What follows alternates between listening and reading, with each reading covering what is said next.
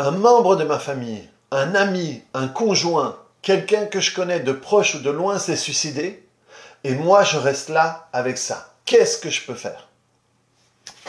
Aujourd'hui, je vais faire cette vidéo parce que suite à la semaine dernière où j'ai parlé du suicide, on m'a demandé de faire une vidéo pour les gens qui restent. Qu'est-ce qu'on peut faire quand on fait partie des gens qui restent et quand quelqu'un s'est suicidé? Le plus douloureux quand quelqu'un qu'on connaît s'est suicidé, pour celui qui reste, ça va être celui qui reste, la douleur de celui qui reste, et parfois une sensation de c'est pas juste, c'est pas lui qui aurait dû partir, c'est moi ou quoi que ce soit. Et ensuite, donc c'est la culpabilité de rester, c'est ce qu'on appelle parfois la culpabilité du survivant, si je ne me trompe pas. Il y a aussi la culpabilité de ne pas avoir su faire quelque chose. J'ai pas, si je l'avais entendu, si j'avais été là, si je l'avais arrêté. Parce qu'en réalité, le si j'avais, et si j'aurais, si tu parles mal, si j'avais, c'est un truc qu'utilise ton inconscient pour te faire croire que tu aurais pu y faire quelque chose. Alors que cette personne-là, pour qu'elle arrive à ce stade, c'est qu'elle était dans un stade bien avancé. Et à nouveau, si tu ne l'as pas vu, je t'invite à voir cette vidéo que j'ai tournée lundi dernier, où je parle en détail du suicide et comment est-ce qu'on arrive à se suicider. Et là, tu peux voir les choses de différentes manières. De plus en plus, il y a des personnes qu'on appelle perchées, qui vont être un peu dans la spiritualité, et il y a des gens qui vont être carrés, on va réfléchir de manière carrée. Si tu réfléchis de manière carrée, ben la personne, elle vit un truc qui est insupportable et à un moment, elle décide d'en arrêter. Que tu le veuilles ou pas, que tu acceptes ou pas, sa douleur était trop grande et elle n'a pas pu faire autrement que ça. C'est sa décision. C'est sa décision dans sa vie. Ensuite, si tu es perché, et moi, c'est un truc depuis... je pense que j'ai vraiment... fermer cette décision et cette manière de voir les choses, voilà, quand c'est ton heure, et quand c'est pas ton heure, c'est pas ton heure. Et quand c'est ton heure, tu vas, tout à fait inconsciemment, choisir quel va être le véhicule avec lequel tu vas prendre la bretelle de sortie d'autoroute, quoi. Et donc, pour moi, le fait d'accepter que quand c'est ton heure, quelle que soit la manière dont tu décides de partir, même par une erreur médicale, un accident, tu trébuches, tu tombes, tu es une bête mort, ou un suicide, le fait de me dire « ok, c'était son heure », ça m'a permis, moi, de vraiment être... moins touché par les morts autour de moi et surtout de les comprendre différemment et de les voir différemment. Parce que je ne vois plus la tragédie, la douleur, ok, j'accepte que c'était son heure. Mais donc, pour en revenir, te donner le si j'avais va te donner l'illusion que tu pouvais en faire quelque chose. Et alors que tu ne peux pas, c'est arrivé, tu ne pouvais rien y faire. Et parce que c'est arrivé, tu ne pouvais rien y faire. Et donc, toi, quand tu souffres de la mort de l'autre, du suicide de l'autre, il va y avoir différentes manières. Ou tu souffres parce que tu te sens coupable. Voilà, il m'a appelé, j'ai pas répondu, ou j'étais fâché avec lui, et j'ai pas voulu répondre. Et donc, je me sens coupable parce que il y a une action que je n'ai pas prise et je suis convaincu que ça aurait pu faire quelque chose. Donc là, c'est la culpabilité. Et c'est important que tu travailles sur cette partie-là. Ou j'étais pas là, j'ai pas pu lui dire au revoir. Cette histoire, il n'y a pas de fin à cette histoire-là. Et je me sens impuissant et torturé par rapport à tout ça. Et donc là, il y aura sans doute plus de tristesse. Ou je lui en veux parce qu'il a fait ça. c'est vraiment un con d'avoir fait ça parce qu'il n'a pas pensé à la douleur que nous on allait avoir, à la douleur des parents. Et là, on est plus dans la colère. Et à ce moment-là, c'est important que tu puisses travailler cette colère-là. Parce que effectivement, il a sans doute pas pensé à ça, ou il a peut-être pensé, mais la douleur qu'il avait était vraiment trop grande. Et donc à ce moment-là, il a été égoïste, oui, il a pensé à lui. Mais c'est son droit. C'est son droit. Ensuite, dans ce qui me vient à l'esprit, il peut aussi avoir chez nous, on ne fait pas ça. T'as été faible de faire ça. Et donc, je ne peux pas comprendre que tu arrives à faire ça. Donc, il y a une espèce d'incompréhension par rapport à ce qui est arrivé et ma vision du monde, mes valeurs à moi. Et là, à nouveau, ce qu'on ne comprend pas, au fait, parfois quand on est comme ça, et surtout quand on est quelqu'un ou de très contrôlant, ou c'est marche ou crème, ou je peux dépasser tout dans ma vie, eh bien, c'est qu'il y a un truc qu'on oublie de faire, c'est qu'on ne se met pas à la place de l'autre. Et quel que soit ce que l'autre a fait, ici on parle de suicide, mais on peut élargir ça à tout, on dit, ah, moi je ne serai jamais comme ça, je ne pourrai jamais être comme ça, je ne pourrai jamais faire ça, etc., etc. Sache que si tu vis 100% des événements que l'autre personne a vécu, tu ferais exactement la même chose. Et avant de dire non, moi je ne suis pas comme ça, moi j'ai vécu ça et je n'ai pas fait ça, attends.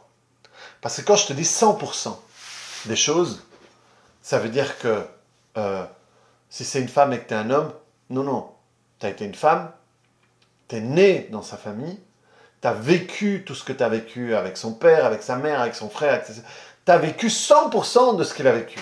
Donc, tu as été lui. Et donc, ne te dis pas que moi, avec ce que moi j'ai vécu, avec moi ce que je crois, avec moi ce que je suis, j'aurais fait différemment par rapport à ce qu'il a vécu. À ce moment-là, tu ne joues pas le jeu. Tu n'es pas dans 100% des choses. Si tu avais vécu 100% de ce que cette personne-là avait vécu, si tu ne savais rien de ce que toi tu sais, de ce qu'elle ne sait pas, tu aurais fait exactement la même chose. Même ce suicide, même faire un carnage dans une école comme aux États-Unis, être pédophile, être dictateur ou être comme Gandhi, si tu avais vécu 100% des choses que ces personnes ont vécues dans leur vie, tu aurais fait la même chose. D'où le non-sens d'essayer de comprendre l'autre en passant par tes valeurs, par tes croyances. Parce que tu n'es pas juste en faisant ça. C'est comme si quelqu'un d'autre me jugeait, moi, dans mes actions, alors qu'il n'a pas vécu ma vie. Il y a un dicton, je crois, qui dit un truc du style « Si un jour tu veux juger quelqu'un, marche un an dans ses chaussures et on verra si tu le juges. » Et surtout, que le fait de faire ça, ça ne fait pas avancer le schmilblick. C'est une tentative de créer de la cohérence ou de la compréhension. En réalité, pourquoi ? Pour ne plus sentir la merde que j'ai à l'intérieur de moi. Rends-toi compte que quand tu fais tout ça, culpabilité, colère, tristesse, incompréhension, et tu es exactement en train de faire ce que cette personne a fait. Ça veut dire que tu essayes par tous les moyens possibles de trouver un subterfuge pour ne plus sentir ce que tu sens à l'intérieur de toi. Donc, le mieux que tu puisses faire à ce moment-là, c'est va à l'intérieur de toi. Sens ce que tu sens. Comprends pourquoi tu le sens. Et travaille-le. Travailler, ça veut dire amener de la paix là-dedans. Et amener de la paix, ça ne veut pas dire... c'est pas un truc nunuche. Non, c'est rentrer dedans. Travailler, apaiser les émotions. Transformer les souvenirs. Et à un moment, tu y retournes et tu ne peux plus créer quelque chose de négatif à partir de ce que tu gardes à l'intérieur de toi. Ce n'est pas pardonner à l'autre. Tu n'as pas besoin de pardonner la personne qui s'est suicidée. À nouveau, Ça, c'est super paternaliste, diminuant. Oui, je te pardonne parce que tu as été fait. Non, merde. Il a fait ce qu'il avait à faire parce que c'est sa putain de décision. Parce qu'il a vécu la vie. Arrêtons de croire que c'est des gens faibles, que c'est des gens cons, c'est une souffrance. Et c'est l'aboutissement d'une souffrance par rapport à ce que cette personne a pu faire. C'est pas parce qu'il s'est suicidé et toi pas que tu dois le juger. À ce moment-là, pourquoi est-ce que quelqu'un d'autre qui ne souffre pas comme tu souffres ne pourrait pas te juger? Ça n'a pas de sens. Non, il a fait ce qu'il avait à faire, à moi de me mettre dans une disposition pour pouvoir accepter ça et garder le meilleur de notre relation. Donc rentre à l'intérieur de toi. Fais vraiment la paix avec ça. Et à ce moment-là, c'est pas que tu vas le pardonner comme si tu étais un bon prince, mais simplement, à l'intérieur de toi, il n'y aura plus rien qui va générer de la colère, de la tristesse, de l'incompréhension, de la culpabilité par rapport à ce que lui a fait. Et là, à ce moment-là, toi, tu peux dépasser ce qui est arrivé. Tu peux garder le meilleur de votre relation. Et tu peux surtout, à chaque fois que tu penseras à lui, penser à des choses agréables, positives, des bons moments, des bons liens entre vous, plutôt que une conséquence du dernier événement qu'il a commis dans sa vie. Et de nouveau, comme je l'ai dit dans la vidéo de vendredi, quand on est dans une émotion intense, forte et douloureuse, on croit qu'on ne pourra jamais sortir de ça et qu'on va sentir toute notre vie cette émotion. Et c'est faux. Rien n'est définitif. La seule chose qui est perpétuelle, c'est le changement, c'est l'évolution. Mais les émotions, tu ne vas pas sentir ça toute ta vie. Et surtout, souffrir, tu n'honores pas celui qui est parti en souffrant. C'est pas ce qu'il voudrait pour toi. Il voulait juste sortir de sa douleur. Et donc toi, tu peux transformer. Et à nouveau, on peut pousser ça à l'extrême. Il y a des personnes qui ont des enfants qui sont décédés et qui parviennent à transcender ça. J'ai vu la vidéo très touchante de quelqu'un qui, son fils de 14 ans s'est suicidé et maintenant il fait des conférences. Il fait des conférences parce que son fils lui a laissé une note en disant « Parle de moi aux autres ». Et là, c'est ce qu'il fait. Et c'est perturbant parce que la vidéo que je l'ai vue, je me souviens plus des dates, mais c'est genre... il me semblait que ça faisait moins d'1 an. C'était frais, c'était il y a 3 mois ou 6 mois, quelque chose comme ça. Et le type parlait de ça, mais il était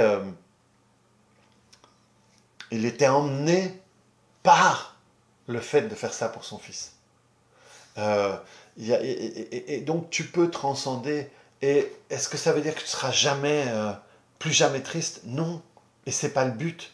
Le but n'est pas ne pas sentir une émotion. Sentir les émotions, c'est sain.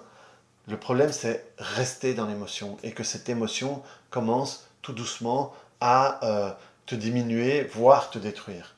C'est là que c'est pas sain. Et donc, le fait de faire le travail, comme on dit, le travail de deuil, mais le travail de deuil, cette expression, elle est mal comprise. Elle est mal comprise parce que souvent elle est mal dite. Le travail de deuil, ce n'est pas accepter la mort de l'autre. Ça n'a rien à voir avec ça.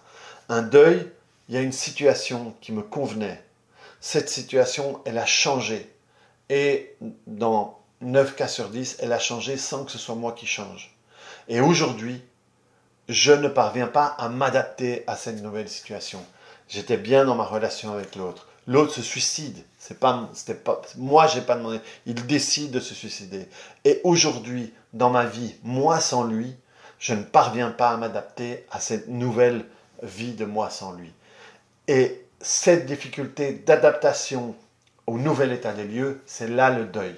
Faire son deuil, c'est pouvoir se libérer pour pouvoir vivre et s'adapter dans cette nouvelle situation. Et c'est là que le travail doit se faire. Et à partir de là, tu vas pouvoir aller de l'avant et pouvoir penser à cette personne-là de manière positive et toi vivre ta vie en ayant la chance d'avoir eu cette personne-là dans ta vie le temps où elle est restée. Voilà les meilleurs conseils que je peux donner pour quelqu'un qui est dans celui qui reste.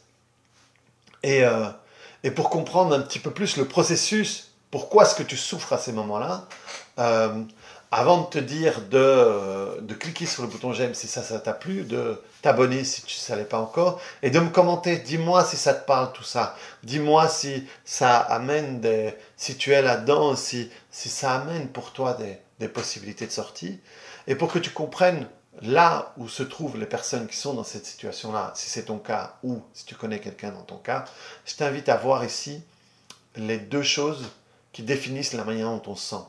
Et la manière dont tu te sens dans cette situation-là, tu vas avoir l'explication de pourquoi est-ce que tu sens ça. À très bientôt dans une autre vidéo. Salut!